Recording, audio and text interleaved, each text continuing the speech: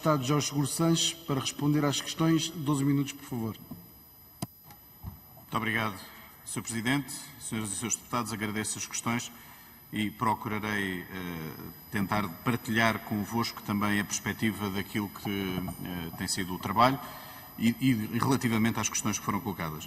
Eu, desde logo, gostava de referir o seguinte, que eu penso que é algo que é muito preciso naquilo que é a nossa missão. A nossa missão é uma missão de coordenação e é uma missão que, acima de tudo, nestas circunstâncias da pandemia e de situações em que estivemos em estado de emergência ou estado de calamidade, foi muito de acelerar os processos que era necessário encontrarmos entre todos estes agentes para lhes dar uma resposta rápida, célere e eficaz. E nunca nos pudermos, nem esse é o intuito da nossa missão, substituir-nos às tutelas respectivas em cada uma delas. De qualquer forma, eu acho que gostava de referir, por exemplo, um exemplo daquilo que foi possível desenvolver nos últimos meses, por incumbência das respectivas tutelas, e que tem a ver com o trabalho que foi feito junto das ERPIs, junto dos lares. Em mais de 300 lares, em cerca de 317 lares, foram desenvolvidas por equipas multidisciplinares no Alentejo e um pouco por todo o país, mas gostava de referir isto em relação ao Alentejo, porque é de facto a área onde todos sentimos que é onde é mais sensível precisamente a questão da pandemia, que tem a ver com a população envelhecida e que tem a ver precisamente com os utentes de lares. Foram possíveis desenvolver mais de 1.100 visitas entre Proteção Civil, e eu queria aqui sublinhar o papel extraordinário da Proteção Civil, não só neste papel, mas ao nível da coordenação regional e no apoio a cada um de nós ao nível da região, com a Segurança Social e com a Saúde. Foram feitas as visitas mensais, onde foram partilhadas, ao mesmo tempo que eram feitas, nomeadamente pelas Forças Armadas, desenvolvidas ações pedagógicas junto dessas instituições para melhoramento das condições de vida, das condições de resposta à Covid em cada uma destas entidades. E isso teve um efeito positivo, porque hoje as desconformidades que encontrávamos no início do processo são muito mais reduzidas. E este trabalho de articulação entre elas, acho que é um trabalho que eu acho que é importante fazer aqui uma referência, sendo que esse trabalho é um trabalho que depois vai para cada um dos serviços. Senhora Deputada Ana Rita Bessa, eu penso que os meus colegas já responderam um pouco à questão que tem a ver com este nosso trabalho. Nós temos uma relação de muita proximidade e, no caso do Alentejo, não há outra forma de o fazer com as autarquias locais. Com as autarquias locais, com as comunidades intermunicipais, com as comissões distritais de proteção civil e com cada um dos autarcas e com cada uma das instituições, no sentido de que, identificando questões que possamos referir, ou que não estão a ocorrer da melhor maneira, ou que é preciso acelerar, ou porque ainda não foram devidamente tratadas, nós, pelo facto de estarmos nesta proximidade de território e sermos membros do Governo, nos permite que estes processos possam ser rapidamente chegarem às tutelas para que possam ser rapidamente resolvidas. E numa situação de pandemia, esta função faz todo o sentido. Um colega meu já referiu, de facto, houve dirigentes, e no Alentejo isto até é de alguma forma até mais aceitável, dirigentes que com este trabalho começaram a trabalhar mais próximos.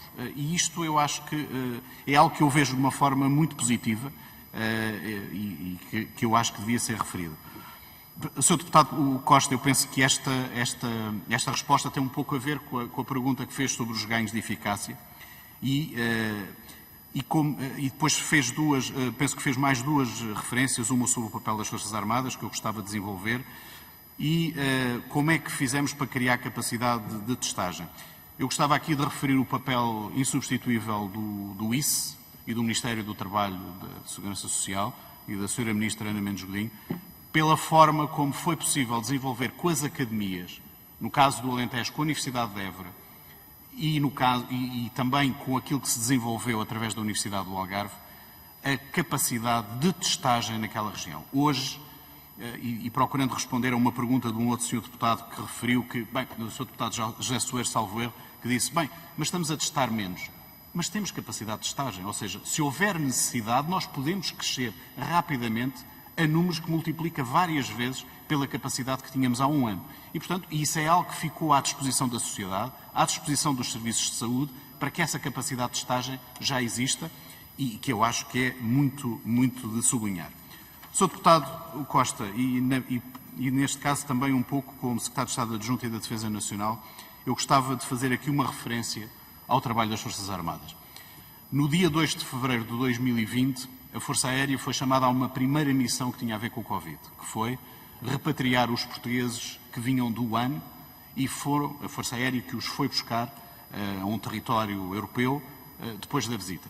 Depois disso, o trabalho, a missão das Forças Armadas todos os dias é reivindicado, é feito de uma forma que eu queria sublinhar a sua importância nesta resposta à pandemia. E isto são as ações de sensibilização das estruturas residenciais para pessoas idosas, mais de 2.700. São a execução dos controlos de rastreios epidemiológicos no continente e regiões autónomas. 43 equipas, cerca de 800 elementos. É a disponibilização de estruturas de apoio de retaguarda para receber doentes provenientes dos hospitais do SNS. São várias por todo o país, como os meus colegas já referiram.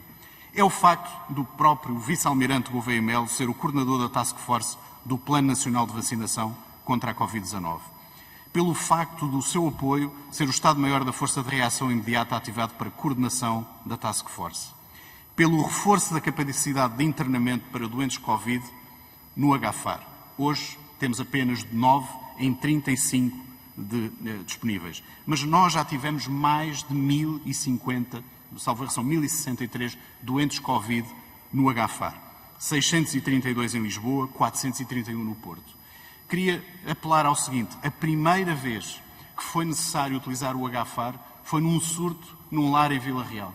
E foi o HFAR que esteve na primeira linha nessa disponibilidade. E eu queria referir, de facto, esse papel importantíssimo que foi desempenhado pelo HFAR. É depois no apoio ao Centro de Vacinação da Família Militar no HFAR, que está neste momento a funcionar. É nos voluntários das Forças Armadas, usando essencialmente os voluntários da Família Militar, que estão disponíveis para prestar esse apoio. Eu quero partilhar que no Alentejo isso já aconteceu em algumas situações e penso que é de muito importante referi-lo. Senhora Deputada Sandra Pereira, planeamento, eu queria referir em relação ao planeamento também o seguinte. As ARS têm um papel importantíssimo naquilo que é a coordenação dos hospitais de cada uma dessas regiões. E eu penso que isso tem funcionado de uma forma, eu quero lhe dar o caso de Lisboa, onde, por exemplo, o Vice-Almirante Gouveia Melo, antes de ter desempenhado estas funções, prestaram precisamente um apoio extraordinário nesta situação de pandemia. E, portanto, eu queria dizer que nós acompanhamos.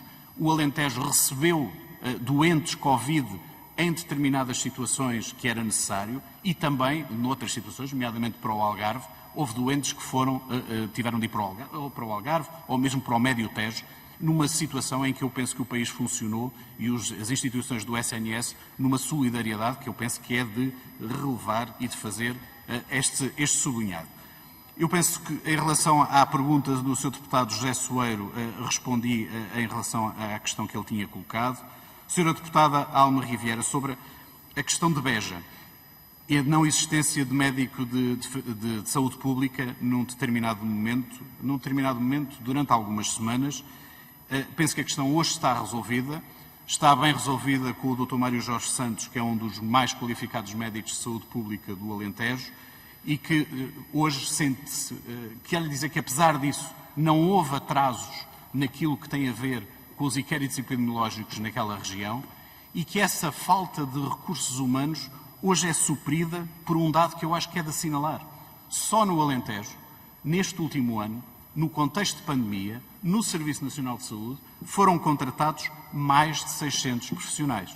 Isso, quando eu disse precisamente na primeira intervenção, que uma das grandes dificuldades que temos no Alentejo é a questão dos recursos humanos, eu penso que é de sublinhar também pela Assembleia da República o papel importantíssimo que foi, neste período, ter-se reforçado em mais de 600 profissionais. Como é evidente, precisaremos sempre de mais. Teremos ambição de prestar um melhor serviço aos nossos concidadãos, mas penso que esse é um facto importante. Sra. Deputada Mariana Silva dos Verdes, sobre a questão dos transportes, eu queria referir o seguinte: no Alentejo, o Sr. Deputado Eduardo Pinheiro responderá a isto com muito mais propriedade que eu, mas penso que há uma boa resposta e uma boa articulação municipal tenho ocorrência de que uma ou duas vezes essa situação não estava a funcionar da melhor maneira e que foi possível, em relação com outras áreas governativas, encontrar as soluções melhores para dar uma boa resposta àquilo que eram as dificuldades. Muito obrigado, Sr. Presidente. Muito obrigado, Sr. Secretário de Estado. Para concluir, passava a palavra neste período de respostas ao Sr. Secretário de Estado, Jorge Botelho. Por favor, 12 minutos.